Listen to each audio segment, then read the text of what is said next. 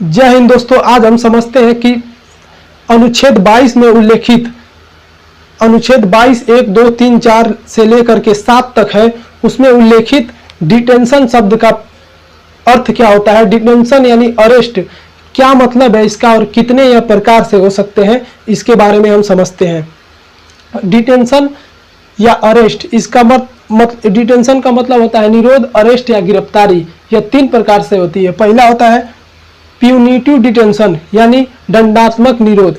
जब किसी व्यक्ति का अपराध सिद्ध हो जाता है तो उसे जो सजा दी जाती है उसे किस डिटेंशन के तहत दी जाएगी? प्यूनिटिव डिटेंशन यानी दंडात्मक निरोध के तहत दी जाएगी। दंडात्मक निरोध में क्या होता है? इसके तहत जो गिरफ्तारी होती है, दंडात्मक निरोध के तहत आप गिरफ्तार हो चुके हैं। दूसरा होता है प्रिवेंटिव डिटेंशन यानी निवारक निरोध। जब अपराध से पहले ही किसी को गिरफ्तार कर लिया जाता है तो उसे हम निवारक निरोध में कहा जाता है। इसे नजरबंदी भी कहा जाता है। जब किसी को नजरबंदी या हाउस अरेस्ट, इसमें 2 प्रकार का चीज होता है, नजरबंदी कर दिया जाता है या हाउस अरेस्ट कर दिया जाता है, क्योंकि यह जो वहाँ का आंदोलन, किसी आंदोलन के तहत जो वहाँ का मुखिया होता है वह और हिंसा न बढ़ा दे, इसके लिए अपराध से पहले ही गिरफ्तार जो कर लिया जाए उसे हम प्रिवेंटिव डिटेंशन कहते हैं। और सबसे अधिक इसका मिसयूज हुआ था 1975 में। इसका सबसे अधिक मिसयूज कब हुआ था? 1975 में इमरजेंसी के दौरान इसका सबसे अधिक मिसयूज हुआ था।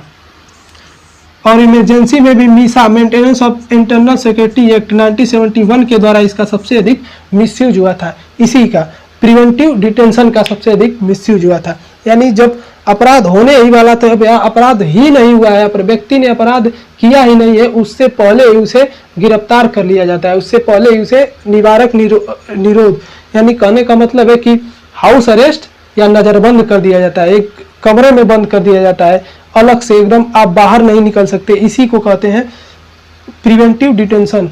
यह मुख्यतः मैक्सिमम मोर देन 3 मंथ का होता है। कितने मंथ का?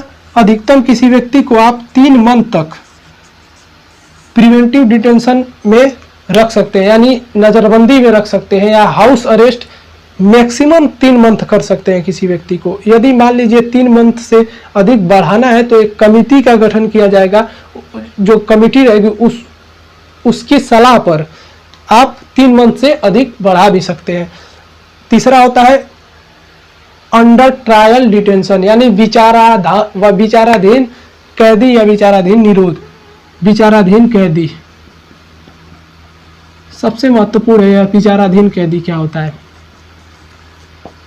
जब किसी ने कोई ऑफेंस किया नहीं है, किया है या नहीं किया है, उसका अभी अपराध सिद्ध नहीं हुआ है और उसे कोर्ट ने विचाराधीन कैदी के तहत यानी अंडर ट्रायल के तहत जेल में रखा हुआ है कि वह व्यक्ति जेल में है, अभी उसका अपराध सिद्ध हुआ ही नहीं है, उसका वकील जो है केस लड़ रहा है और इसे उस व्यक्ति को अभी जेल में रखा गया है, कस्टडी में रखा गया है, यानी जेल में रखा गया, अंडर ट्रायल में रखा गया है, उसे ही हम कहते हैं विचाराधीन कैदी। यह भारत में सबसे अधिक विचाराधीन कैदी है।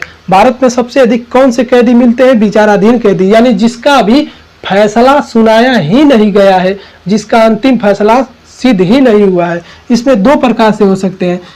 जिसका सिद्ध हो जाए, अपराध सिद्ध हो जाए, वह किस में चला जाएगा? दंडात्मक निरोध में। जिसका अपराध सिद्ध हो जाता है वह दंडात्मक निरोध में। जिस विचाराधीन कैदी का अपराध सिद्ध नहीं हुआ है वह छूट जाता है, बरी हो जाता है, बाइज्जत बरी हो जाता है। तो जिसका अपराध सिद्ध हो जाता है, जिसका ऑफेंस सिद्ध हो जाता है, वह किस में चला जाएगा? दंडात्मक निरोध यानी प्यूनिटिव डिटेंशन। और जिसका सिद्ध नहीं हुआ वह बरी हो जाएगा। जैसे हाल ही में इसका उदाहरण देखेंगे हाथरस केस में। हाथरस केस में संदीप जो मुख्य आरोपी माना गया है, इलाहाबाद हाईकोर्ट ने जिसे मुख्य आरोपी माना है, उसे सेक्शन 304 के तहत यानी गैर इरादतन हत्या सेक्शन 304 लगा करके उसे उम्र कैद की सजा सुनाई गई है। और इसमें 2 और कैदी है जिसका मुझे नाम नहीं पता है, उसे बाइज्जत बरी कर दिया जाता है। उसे भी, वो कौन से कैदी थे? विचाराधीन कैदी थे, 2 वर्षों से जेल में थे विचाराधीन कैदी के तहत। ठीक है, रेप केस का मामला था, वो लोग थे विचाराधीन कैदी और उसे सिद्ध हो गया अपराध। किसका सिद्ध हुआ?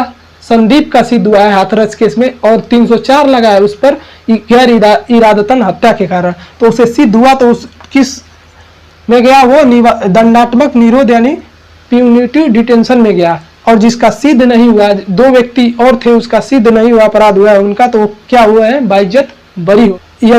यदि आपको यह डिटेंशन यानी अरेस्ट समझ में आया जिसमें प्यूनिटिव डिटेंशन, प्रिवेंटिव डिटेंशन और अंडर ट्रायल डिटेंशन समझ में आया, तो चैनल को सब्सक्राइब कीजिए, लाइक कीजिए, ज़्यादा से ज़्यादा शेयर कीजिए। मिलेंगे अगले वीडियो में, तब तक के लिए जय हिंद।